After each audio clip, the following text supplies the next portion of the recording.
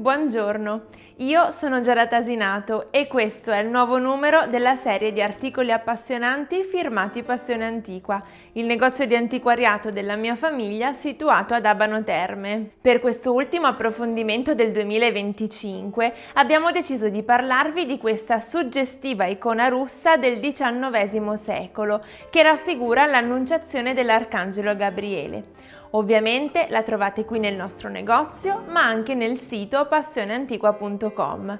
Come sempre vi lascio il link diretto giù nel box informazioni, dove trovate anche il link per iscrivervi all'area riservata del nostro sito e godere così di tantissimi nuovi vantaggi. Ultima cosa, vi ricordo di seguirci non solo qui su YouTube, ma anche su Instagram e Facebook. Iniziamo parlando brevemente in generale delle icone, una delle più alte espressioni artistiche della religione cristiana ortodossa. In realtà le icone non sono delle semplici immagini decorative, ma sono dei veri e propri strumenti di contemplazione, tanto che si può affermare che siano quasi delle finestre aperte sull'eternità.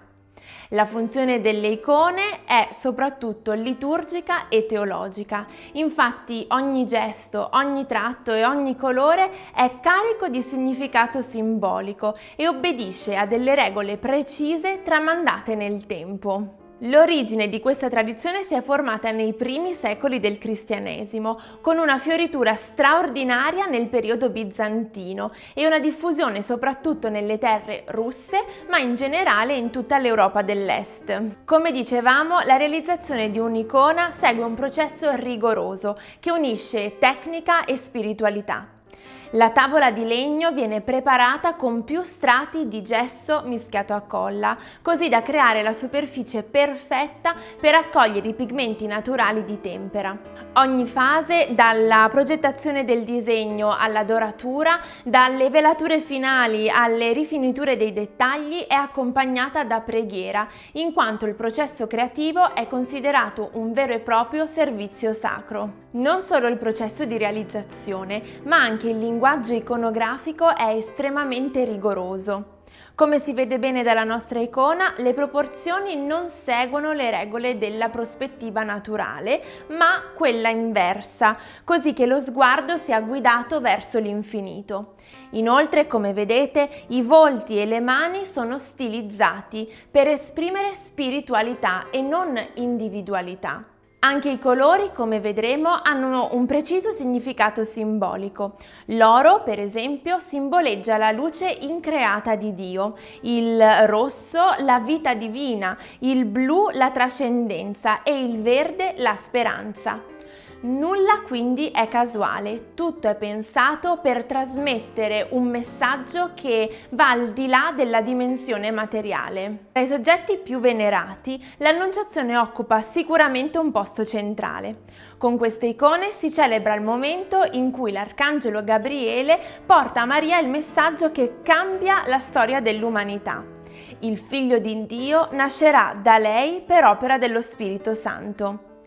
La nostra icona è una testimonianza straordinaria della tradizione iconografica russa, proprio per la sua grande capacità di trasmettere attraverso la sua materia e le sue forme il messaggio che trascende il tempo e lo spazio.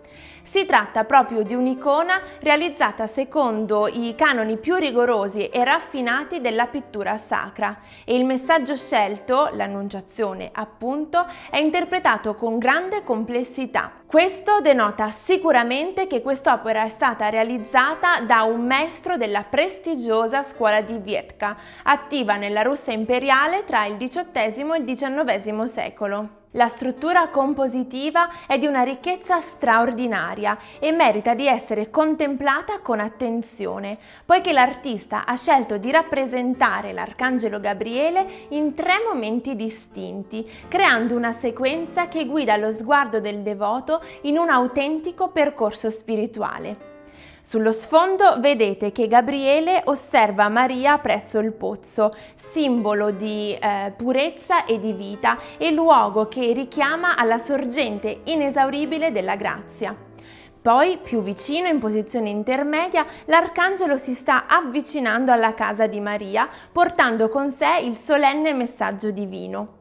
Infine, in primo piano, ecco la figura angelica che si erge in posa molto eloquente proprio nell'atto di pronunciare le fatidiche parole.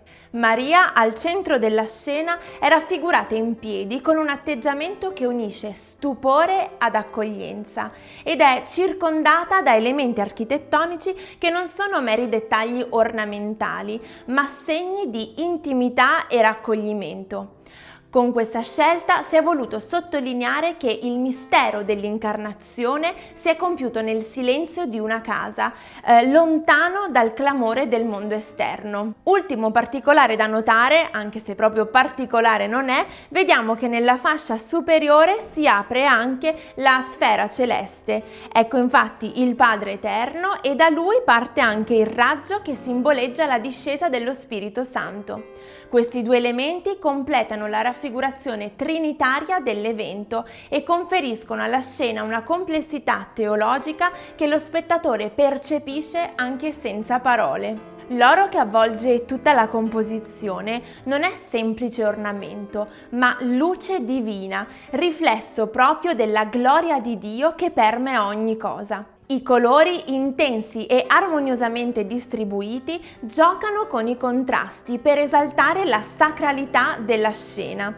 Abbiamo detto che ogni sfumatura ha un significato simbolico e così anche in questo caso. Il rosso, che abbiamo detto simboleggia la vita divina, lo troviamo in questo caso nelle vesti angeliche, a raffigurare anche la potenza del messaggio.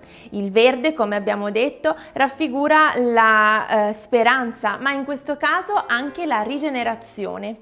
E infine il blu, che colora i drappi dell'abito di Maria e le architetture qui dietro, richiama la profondità del mistero. Ogni dettaglio raffinatissimo rivela la maestria artistica e la cura minuziosa dell'artista, mentre la postura delle figure, la delicatezza delle mani, ma anche la solennità dei gesti compongono un linguaggio che obbedisce a tutte le regole della tradizione iconografica ortodossa. Ciò ci fa comprendere che l'opera si colloca con tutta probabilità alla fine del XIX secolo, quando la scuola di Vietnam raggiunse una straordinaria raffinatezza stilistica, fondendo la fedeltà ai canoni con una sensibilità cromatica che conferisce ancora più pathos all'immagine. Quest'opera quindi non è un mero manufatto artistico, ma è un vero e proprio testimone di fede e cultura.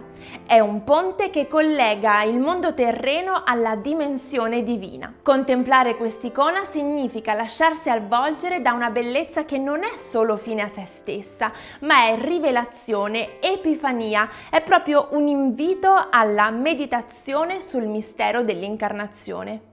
Noi di Passione Antiqua abbiamo scelto quest'opera non solo per farvi immergere nella tradizione, ma anche e soprattutto per augurare davvero di cuore un felice e sereno Natale a tutti voi passionari.